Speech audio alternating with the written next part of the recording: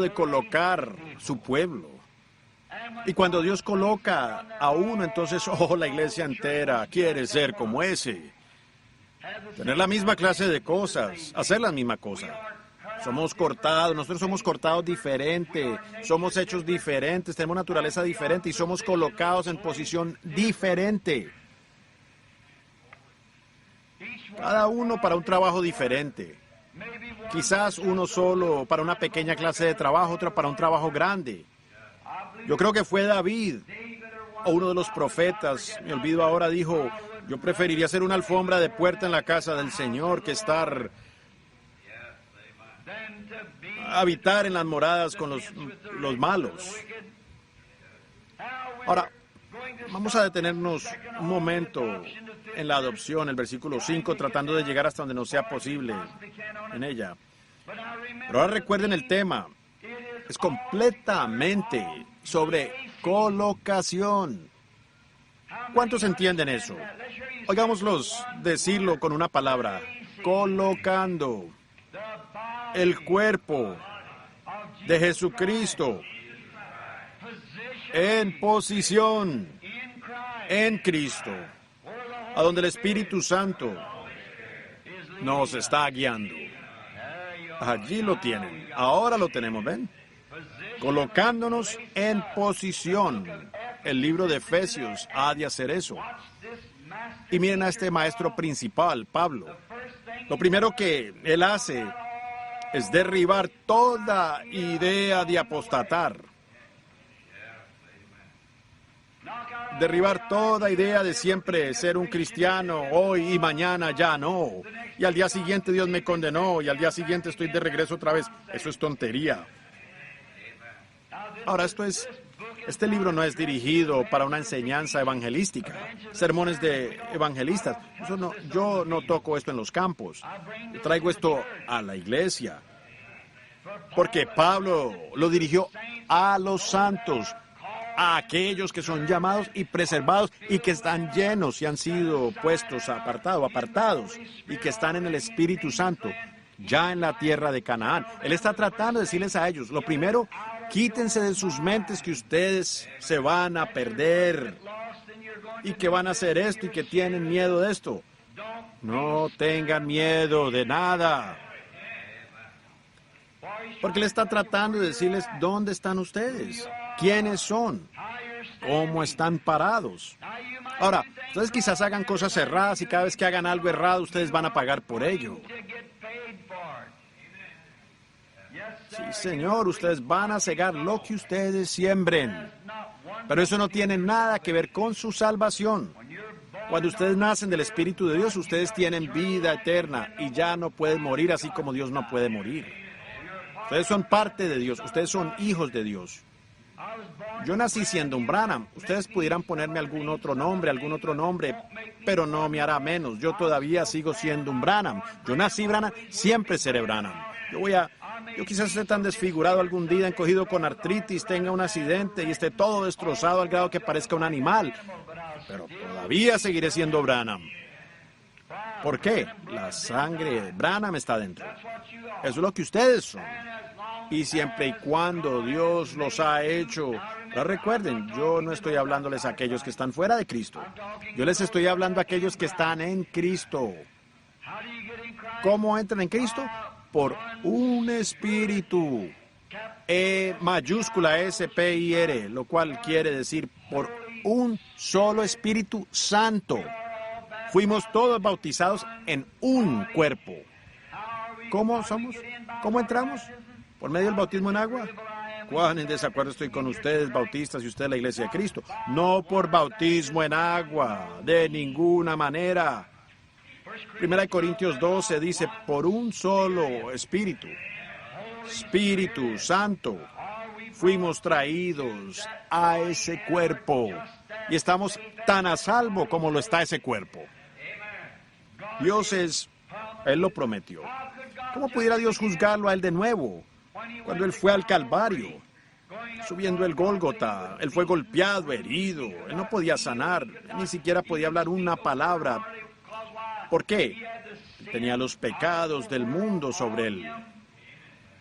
No porque Él era un pecador, pero Él fue hecho pecado por mí y por ustedes.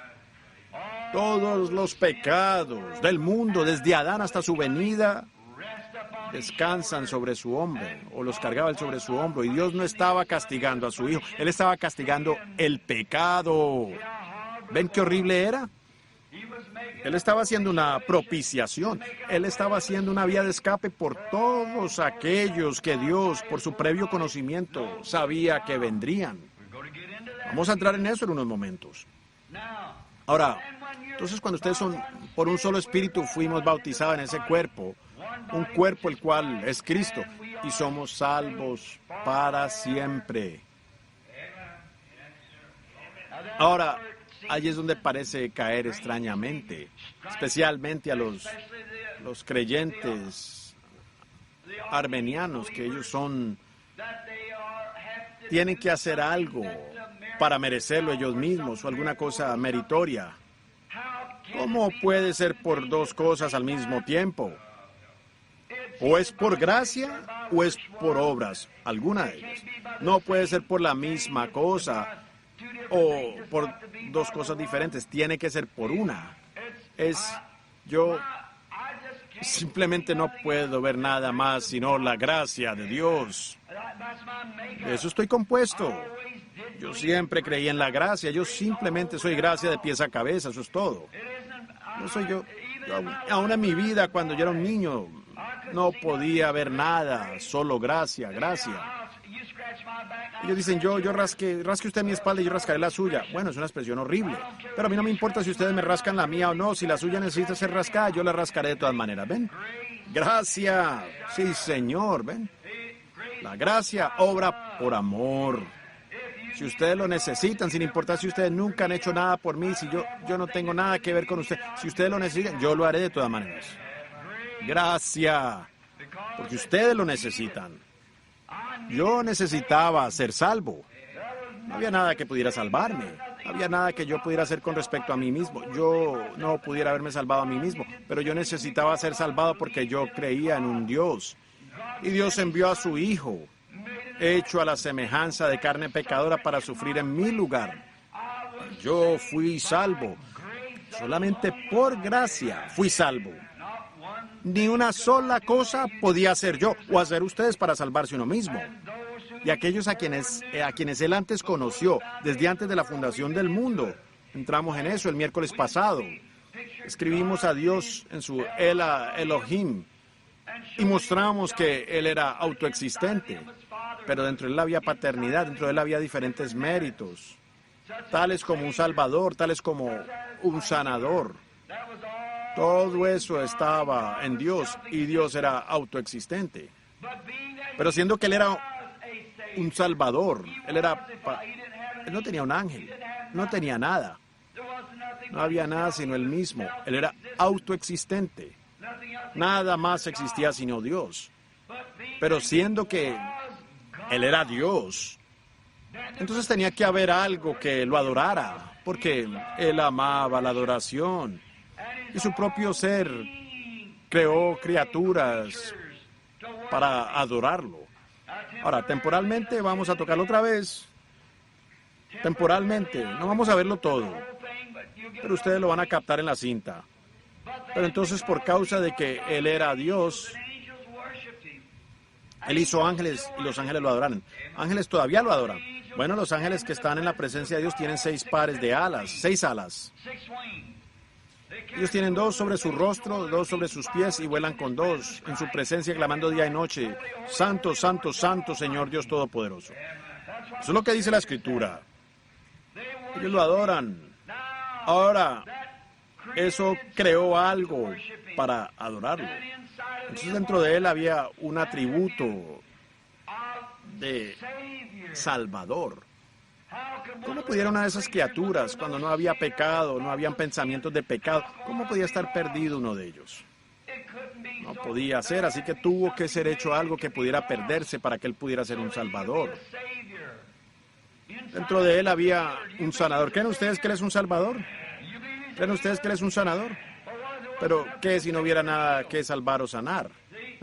Tenía que haber algo hecho de esa manera. Así que ahora, nunca lo hizo de esa manera, pero él puso al hombre en libre albedrío. Si tú tomas esto, escoges esto, si escoges aquello, morirás. Todo hombre que viene al mundo aún es puesto con la misma cosa. Dios, por medio de su previo conocimiento, sabía quién lo haría y quién no. Si Dios, siendo un teólogo, hizo la pregunta ayer a mí, que estaba asistiendo a las reuniones, escuchando la cinta, dijo una pregunta. Él dijo, entonces, ¿es Dios omnipresente? Entonces dijo, Él puede estar en todas partes. Yo dije, Él no es omnipresente en la forma que la palabra omnipresente dice. Él no puede ser un ser y luego ser omnipresente. Si Él es omnipresente, ¿por qué oraría uno por el Espíritu Santo? Si Él es omnipresente, Él llena cada hendidura, esquina, grieta, cada célula, fibra, todo lo demás que hay. Yo dije, ¿por qué buscó Él a Moisés si Él es omnipresente al fin y al cabo? ¿Por qué anduvo el de arriba abajo en el huerto del Edén clamando a Adán, Adán, ¿dónde estás tú si Él es omnipresente?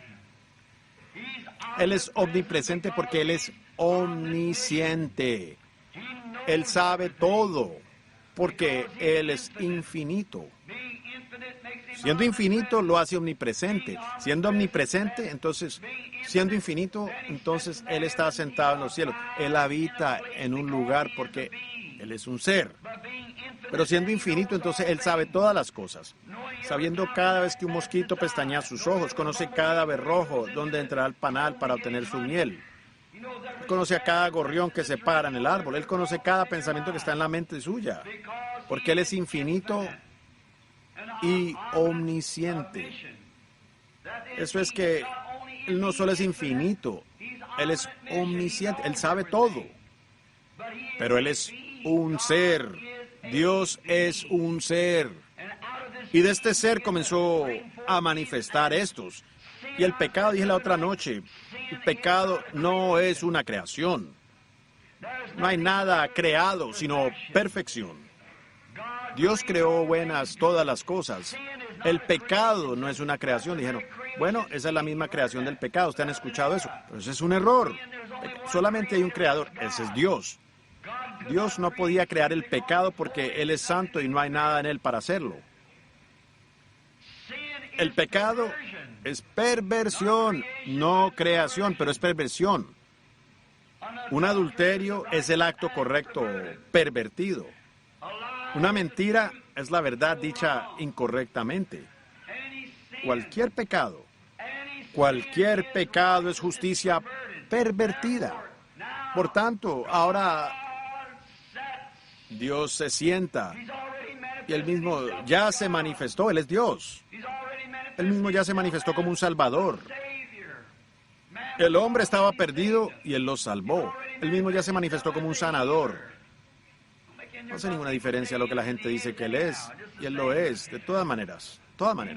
Él es un sanador, Él es un salvador, Él es Dios, Él es eterno, y Él tiene un propósito. Y su propósito era, en el principio, hacer criaturas que lo amarían y lo adorarían.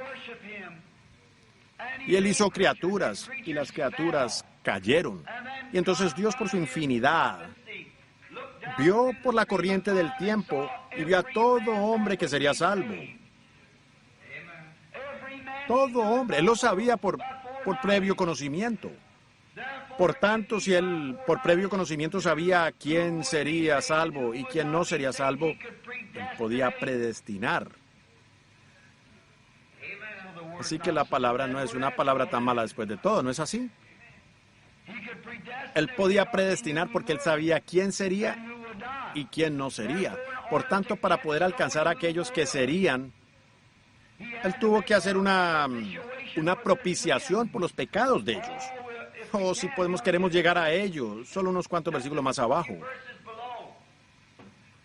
Él nos predestinó a nosotros a vida eterna, sabiendo que aquellos que harían todo a un lado, y sin importar cuán indiferente pareciera a los hijos del mundo, no significaría nada para ellos, porque ellos eran hijos de Dios, y Él los llamó.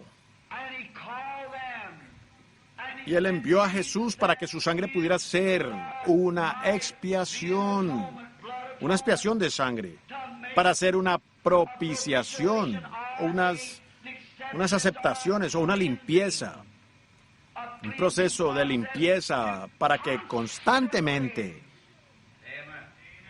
no solamente una vez en un avivamiento, pero viviendo siempre, haciendo intercesiones, para que el cristiano sea mantenido limpio día y noche. Allí está la sangre de Jesucristo que hace una aceptación allí en la cruz, en la presencia de Dios, que nos limpia constantemente, día y noche, de todo pecado, y estamos a salvo, envueltos. ¿Envueltos cómo? Por el Espíritu Santo, dentro del cuerpo del Señor Jesús, y a salvo. El que oye mis palabras y cree al que me envió, tiene vida eterna y nunca vendrá al juicio, mas ha pasado de muerte a vida. No más juicio. El cristiano nunca va al juicio. Cristo fue por él. Mi abogado se paró en mi lugar. Él abogó mi caso del que yo era ignorante. Él le dijo al Padre que yo no era digno, que yo era ignorante, pero Él me amó y tomó mi lugar y abogó mi caso. Y hoy soy libre. Sí, Señor.